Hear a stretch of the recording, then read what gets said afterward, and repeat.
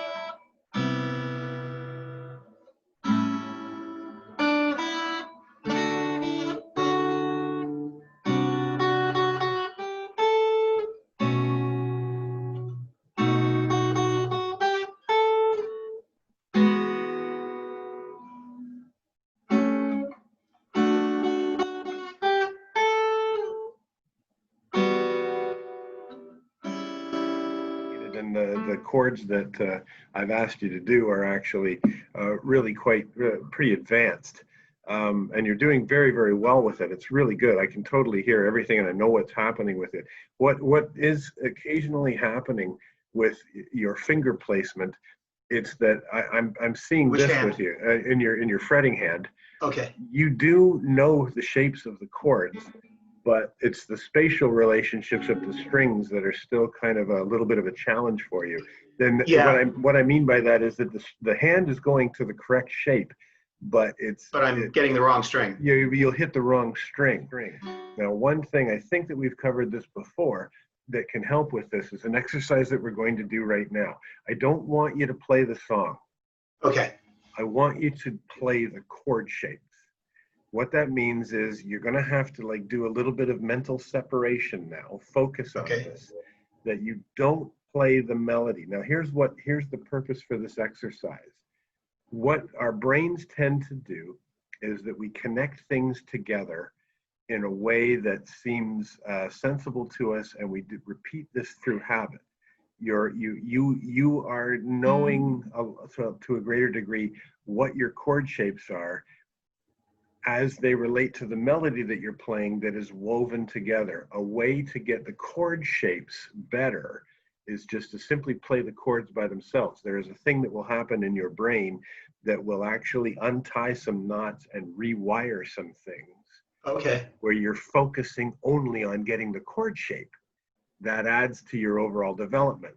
Now I'm gonna have to walk through this with you a bit. So we have to take away all melody elements. If you have the sheet in front of you, it might help to see where the chords are. Do you have it there? You probably just got it memorized, right? Yeah, I've got it memorized.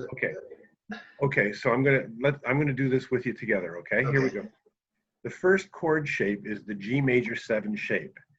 Right. Play that for me. Good.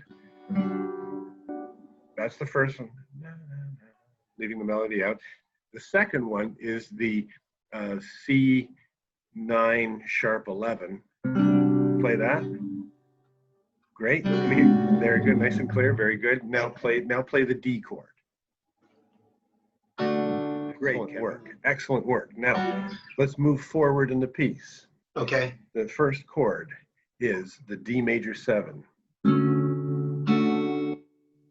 Second. So am I only doing? Actually, I don't know if I'm doing it right. Am I getting that? Or just the 4 strings, or just the 4 strings? It sounded right to me. But I'm only fretting 3. Yeah, that's right. Okay. Good questions though. You're clarifying this for yourself. Excellent. Yeah, I'm trying to. Superb. Well done. I'm very happy. I'm very happy about that.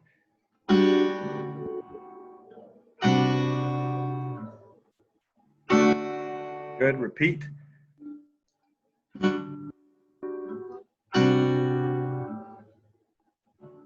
Fingers cooperate. Okay, break that apart. Hold on for a second. Wait a second. Don't carry on. What just happened there? Okay, when I went to the D, I was cramping my fingers, not physically cramping, but I was cramming them. So I had 2 fingers in position and one was out of position. Okay, good. And good. I could feel it, but it was almost like the brain and the fingers weren't talking at the Yeah. same speed. Okay, good one. Good for taking that apart. Good for taking that apart.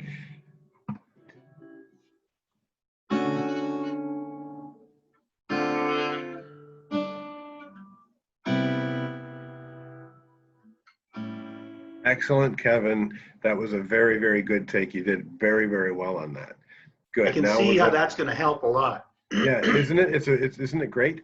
This is Yeah. the thing about taking apart what it is you're trying to do piece by piece and analyzing each piece, improving it, and joining it back together. Speaking of which, now we're going to go, and I want you to just play the piece as you normally would from there. And it's okay, because we're getting very, very into the minutia of this thing now. There was one thing that actually happened that wasn't in the right hand; it was in the left hand. You played the chord correctly, but Yeah. since we're doing something that's actually quite advanced here, you hadn't left quite enough, like a millimeter of space of the finger to get the other string to resonate, and you could hear that And the I finger muted dampened the it or I string. buzzed it. The finger Yeah. muted the string. But that's amazing improvement, Kevin. That's absolutely fantastic. You've really worked hard on this piece of music. So Yeah, and I can see we're going to get it now. There was a period where I thought I may not get this song. This might be one that I'm going to write off. No, you're totally happening with this. This is very, very, very cool. Now,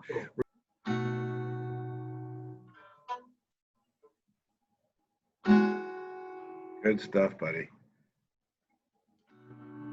Excellent.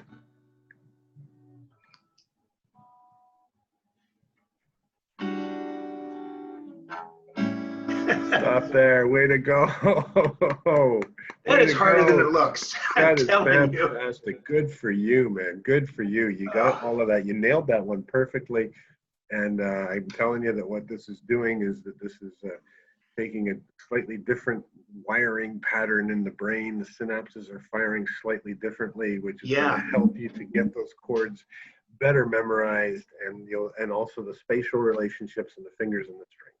Isn't it? Learning is a very interesting thing. Sometimes you do need to take breaks. I don't know how to really qualify this, but taking a break and stepping away from the instrument, coming back to it later, you will find that there might be some improvements in some ways. I don't know why this is. I just know that it is. Yeah. It could be that it has to do with neural pathways wiring in a certain way. It could be any number of things, but taking breaks is actually quite important, but not as important as coming back to it afterwards.